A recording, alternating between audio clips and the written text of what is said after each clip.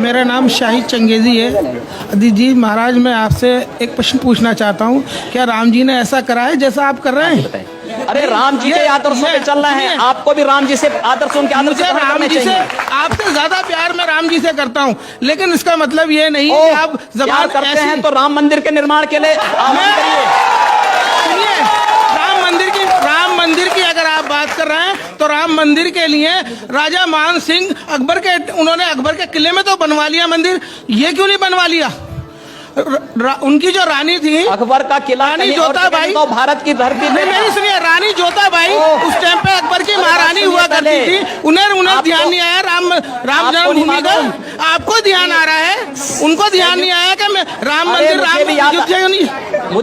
मुझे भी याद आ रहा है जी। आपको ये भी याद रखना चाहिए कि इस देश में चंद्रगुप्त को भी किसी सेल्यूकस ने अपनी कन्या दी थी, और राणा कुंभा को भी किसी मुस्लिम फकीर ने अपनी कन्या दी थी। बिल्कुल दी होगी, याद रखना। हिंदू इन सब चीजों को नहीं करता है। अजी मैं ये कह रहा हूँ, करते नहीं, मैं कह रहा हूँ महारानी ने क्यों नहीं राम जन्मभूमि के लिए राजा से कहा राम मंदिर अयोध्या में बनेगा? भाई किले के अंदर उन्होंने मंदिर बनवा लिया। एक प्रश्न बनाइए ना फिर। अजीत जी एक बात और सुनिए, मुसलमानों ने यहाँ 700 साल हुकूमत की है। अगर धर्म परिवर्तन का ये जो आप कह रहे हैं तो ये सारे मुसलमानों के हुकूमत करने वाले हिंदू मुसलमानों ने हमेशा ही प्यार और मोहब्बत से काम लिया है, और हम भी उसी में से हैं, हम भी हिंदुओं में से हैं। हम वो नहीं है था।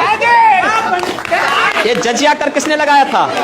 हाफिज जी एक बात बताऊं मैं आपको, आप मुझे बात बताइए, आपके 3 पीढ़ी 4 पीढ़ी पूर्व आप लोगों को पूर्वज भी हिंदू रहे होंगे, आपको अपना डीएनए जांच कराना चाहिए, किसी हिंदू का डीएनए निकलेगा। मेरा नाम है एहसान अली। हाँ जी। अभी आपने कुछ दिन पहले आपने ये कहा था कोई जोधा अकबर के साथ नहीं जाएगी, तो आपने ये सवाल किस बेस पे किया था? जब आप कहते हैं कि भाई ये सब हमारी जो पीढ़ी है, 1 मिनट सर, ये पीढ़ी हमारी सब आपके पुरख हिंदू हैं, तो हिंदुओं में ही तो जा रहे हैं। आप अपना नाम अली से अपना नाम जो है कोई दूसरा कोई हिंदू नाम रख दीजिए ना। छोड़ रहे हैं उसमें। सवाल ये है कि जोधाबाई अकबर के यहाँ क्यों जाएगी? किसी सेल्यूकस की पुत्री भी तो चंद्रगुप्त के घर में आएगी। मैं कह रहा हूं कि अगर इनका नाम एहसान अली ना होकर के भरत कुमार होता तो क्या ये ज्यादा भारतीय हो जाते? अभी कम भारतीय हैं। नहीं, हर भारतीय है, भारत के अंदर जन्मा हुआ हर व्यक्ति भारतीय है, लेकिन उसको भारतीय परंपरा, भारतीय राष्ट्रीयता का भी सम्मान करना पड़ेगा, और भारत के संविधान के अनुसार चलना पड़ेगा, न कि शरीयत के अनुसार। मैं एक बात नहीं समझ पाता हूं कि भारत की राजनीति में राष्ट्र धर्म की बात करना, राष्ट्रवाद की बात करना विकास के एजेंडे में कहां से बाधक है? विकास राष्ट्रीयता को लेकर के होता है, और मुझे लगता है कि सरकार राष्ट्रीयता के उन्हीं पहलुओं को लेकर के चल रही है, कार्य कर रही है, और इसलिए आम जनता के विश्वास की प्रतीक भी बनी है। हम लोगों का जो वक्तव्य है, चाहे वह लव जिहाद का हो, चाहे वह घर वापसी का हो, यह मुद्दा विकास के एजेंडे को में बाधक है, मैं इसका विरोधी हूं। आप जिसको राष्ट्रीयता कह रहे हैं उसको लेकर कई बयान आए, अभी आपने खुद उसमें से कई का जिक्र किया, मेरे पास वो कुछ बयान है, मैं वो सुनाना चाहता हूं, और फिर आपसे पूछूंगा कि इसमें राष्ट्रीयता कहां है? जैसे आप राष्ट्रवाद कह रहे हैं, ये कौन से राष्ट्रवाद का प्रतीक है? जरा वो बयान देख लें एक बार। हर जी की पेड़ी जो हरिद्वार की पहचान है, इसकी पवित्रता को बनाए रखने का दायित्व हम सबका है, और यहाँ पर गैर हिंदुओं का प्रवेश पूरी तरह बंद होना चाहिए। इस बात को ध्यान अवश्य किया जाना चाहिए, सुरक्षा की दृष्टि से भी, पवित्रता की दृष्टि से भी। ये एक पहला उदाहरण है, यहाँ का बयान था, इसके बाद और है। चलिए पहले इसी की बात कर लेते हैं। 1916 का हरिद्वार नगर पालिका का जो एक्ट है, उस एक्ट में इस बात का प्रावधान किया गया है, और यह प्रावधान तब हुआ है जब इस देश में ब्रिटिश गवर्नमेंट थी। उन्होंने हिंदू भावनाओं का सम्मान किया था। वहां पर हर जी की पेड़ी में कोई हिंदू श्रद्धालु पूरी दुनिया के अंदर का आता है, वह व्यापक आस्था के भाव के साथ आता है। वहां पर वह जूता चप्पल पहन करके नहीं जाता है, वहां की पवित्रता का ख्याल रखता है। लेकिन कोई विधर्मी आकर के वहां अंडा बेचने का कार्य करेगा, अंडा लेकर के जाएगा, चमड़े के जूते लेके जाएगा, आस्थाएं आहत होंगी। अगर इस देश के अंदर अन्य आस्थाओं का सम्मान है तो हिंदू आस्था का भी सम्मान होना चाहिए। मेरा नाम डॉक्टर अहमद खान है। आदित्य जी, आप वैसे तो बहुत भोले हो और बहुत चेहरा भी आपका ऐसा लगता है कि वाकई बहुत मासूम हो, लेकिन आप जब भी बात करते हो कुछ ऐसी बात करो जिसे पब्लिक के लिए अच्छी लगे और देश चलने की बात हो। आप करते हो कश्मीर की बात करते हो, आप करते हो पाकिस्तान से हम मुसलमानों की बात करते हो कि बाहर भेजो। नहीं, आपका अगर ये एजेंडा में है कि मुसलमान इस देश से चले जाएं तो बताओ कहाँ जाए भेजो, उन्हें कहाँ भेजना है। अगर आपका यही है भाई, आप तो योगी हो, आप तो कम से कम उनको आशीर्वाद दो। सारे देश के लिए सब फूल है आपके बराबर, आपके लिए। मैंने ये तो नहीं कहा कि मुसलमानों को पाकिस्तान भेज दीजिए। मैंने ये कहा भारत के प्रत्येक नागरिक को सुरक्षा प्रदान करना सरकार की जिम्मेदारी है और भारत की मोदी सरकार इस कार्य का निर्वहन कर रही है। लेकिन आपसे मैं पूछना चाहता हूं, कश्मीर में हिंदुओं के साथ जो कुछ हुआ, क्या कभी आप लोगों ने निंदा किया?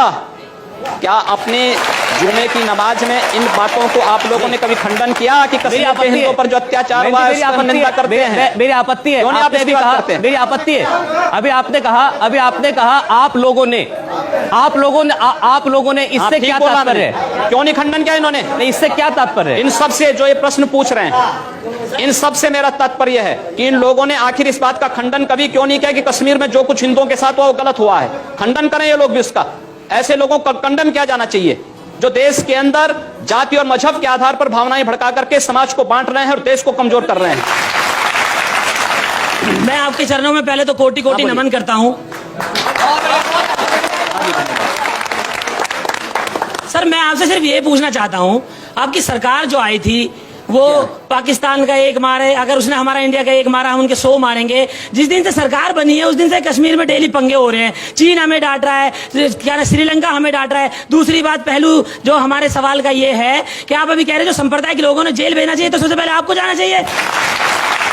आज सीमा पर पाकिस्तान गोलीबारी करता है तो उसका जवाब मोटारों से भारत की सेना करती है और पाकिस्तान दुनिया के अंदर चिल्लाता भागता फिरता है। ये भारत की मजबूत विदेश नीति को प्रदर्शित करता है और भारत की सुरक्षा को प्रदर्शित करता है। आज चीन भारत की सीमा में घुसने का दुस्साहस नहीं करता है। यमन में फंसे हुए भारतीयों को वापस लाने के लिए जिस तेजी के साथ वहां पर राहत कार्य भारत ने किया है, दुनिया के अंदर एक मिसाल प्रस्तुत किया है। क्या इससे पहले कभी हुआ है? आप लोगों को धन्यवाद करना चाहिए मोदी जी का और कम से कम नतमस्तक होना चाहिए उनके चरणों में कि कम से कम देश के प्रत्येक नागरिक को सुरक्षा की व्यवस्था उन्होंने की है, प्रत्येक नागरिक का सम्मान उन्होंने दिलाया है। आपके एनडीए के बीजेपी के पूर्व साथी हैं, बहुत सीनियर नेता अरुण शौरी, उनका बयान मैं आपको बता रहा हूं। उन्होंने तो वैसे बहुत बातें कही, लेकिन इस सामाजिक मुद्दे पे उन्होंने कहा कि अल्पसंख्यकों में असुरक्षा है, चिंता है, और ये सब कुछ हुआ है घर वापसी, लव जिहाद, चर्च पर हमले, इन जैसे मुद्दों की वजह से। ये आपके साथी थे। देखिए, अरुण शौरी जी के वक्तव्य का खंडन हो चुका है पहले ही। दूसरा, जो बातें आप कर रहे हैं चर्च पर हमले के लिए, आपको याद होगा जब अटल जी की सरकार थी इस देश में 1998-99 में बनी थी, उस समय बेंगलोर में कुछ चर्चों पर हमले हुए थे और दीनदयाल अंजुमन नामक एक संगठन उसके लिए जिम्मेदार पाया गया था। और उस समय भी आपने देखा होगा आगरा में एक चर्च पर हमला हुआ तो पता लगा कि एक ईसाई महिला का कोई प्रेमी था, रिक्शा चालक, उसने हमला किया था। अब उसके लिए आप हिंदू समाज को और सरकार को दोषी ठहराएं तो मुझे लगता है कि स्वयं आप विकास के एजेंडे से स्वयं हट रहे हैं और आम जनता का ध्यान विकास के एजेंडे से भटका रहे हैं। चलिए ठीक, अब आ रहा हूं सवालों पे आ रहा हूं, एक एक करके। मेरा नाम राजेश चौधरी है। नमस्कार जी। और ये सामाजिक सांप्रदायिकता फैलाने का कि योगी जी को जेल जाना चाहिए, मोदी जी को जेल जाना चाहिए, हमारे बीच से एक दर्शक ने कहा था, तो मैं कहना चाहता हूं जो सांप्रदायिकता को सबसे ज्यादा बढ़ावा देते हैं उनका नाम है ओवैसी। तो ओवैसी को भी तो जेल में डालना चाहिए, ओवैसी को भी तो जेल में डालना चाहिए।